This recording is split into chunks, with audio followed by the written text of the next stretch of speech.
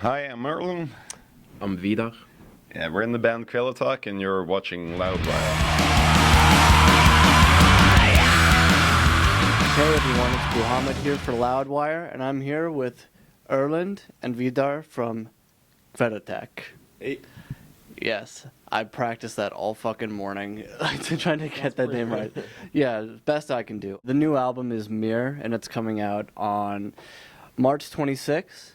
And again, like your self-titled that was produced by Kurt Ballou of Converge, who's an incredible producer. Was it really essential to have him back in the studio with you guys? Yeah, he really wanted to do it again, and We really wanted him to do it again, too. yeah. I guess it's kind of a safe choice, but we were really happy with the sound on the first one, so we just went back there, and yeah, it just felt like 1,000 times better this time, because since the last one, like the first time we recorded our first album, we were pretty nervous and, barely been in the studio before. I just think everybody was more confident in themselves this time, and yeah, also I think just the songs are better, and Yeah, I mean, we played over 300 shows with that first record. So when we got back into the studio, it was easier than the first time. We knew Kurt, he knew us, and yeah, it we was just can more skip relaxed. that whole getting to know each other thing, and yeah, we just got straight to it. And Kurt doesn't let you leave with a bad take. He's a super guy to work with. He's just really honest and professional, and yeah, it was awesome. How else would you describe Meir to your self-titled record? What are some notable differences? I think if you like the first album, you're going to love this one. I think it's kind of expanding on the sound we have on the first, and yeah, I think it just brings more to the table. I think it's more dynamic, and it sounds more open, like the sound. And the sound is definitely bigger. Especially, I think the guitars are more dynamic. It's more stuff going on. yeah, and I think it turned out like more of a rock album than I kind of anticipated beforehand. But yeah, it's all good. So That's one thing I kind of noticed with the new single. I'm sorry, I'm not sure how to pronounce it. Yes, it kind of reminded me of like a more metal, like Turbo Negro or something like that. It's like kind of had that definite like Norwegian, like sort of hardcore punk vibe to it, I think. Yeah. Is it? It's I guess we try to do some new stuff on this one, but it's no matter what we do, it just ends up sounding like Kvelertak anyway. So yeah, there was definitely a few songs where I was kind of worried, like, oh, how am I supposed to sing on this? Doesn't he know how I sing? Like, yeah, concerning our main songwriter Bjarte. But yeah, it turned out good. It's like I said, everything just sounds like Kvelertak anyway, no matter what we do. So yeah. And John Baisley from Baroness did the album art for your first record. Of course, it came out amazing. Did he do the album art for this one too? Because it looks like something that he's done. Yeah. I think. Yeah, it's definitely him.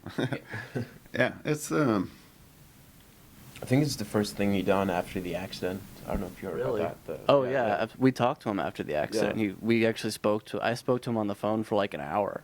yeah. A lot of people are asking, like, oh, did he do the cover art before the accident? Because yeah, no, but he definitely did it after accident, and he spent a lot of time on it, and it's cool because I recognize a lot of elements from the lyrics, and yeah, and like he told me, he said that basically that this is the cover art you guys need right now, and I think it's the perfect cover for this album. So yeah, we let him do his thing, and we don't really question it. So yeah.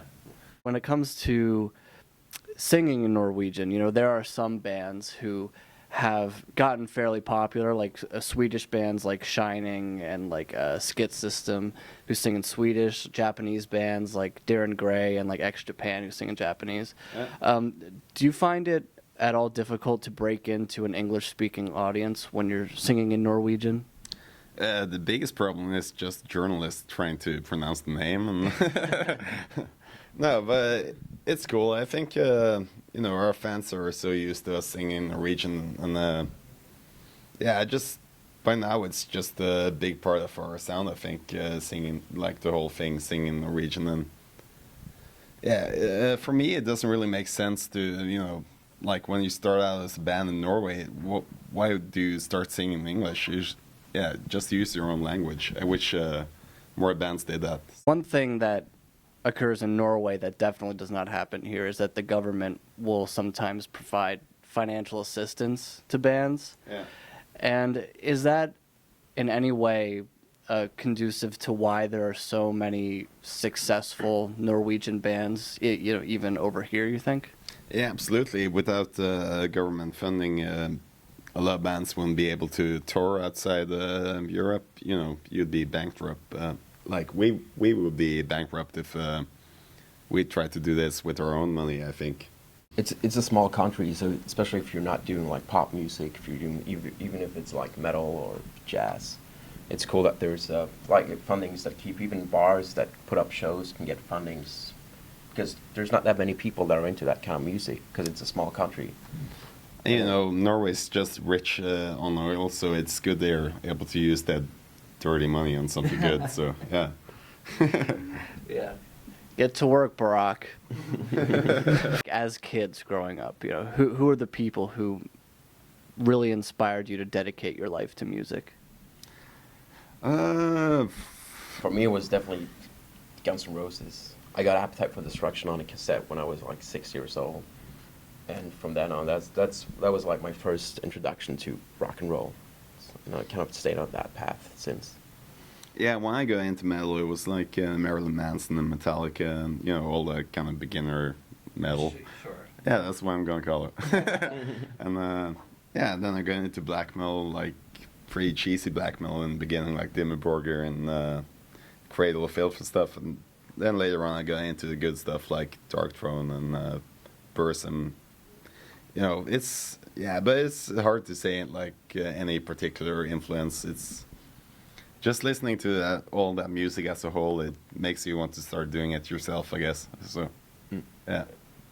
All right, well, thank you guys so much for stopping by today. Thank Pick you. up Meir. It comes out March 26th. Kvelertak.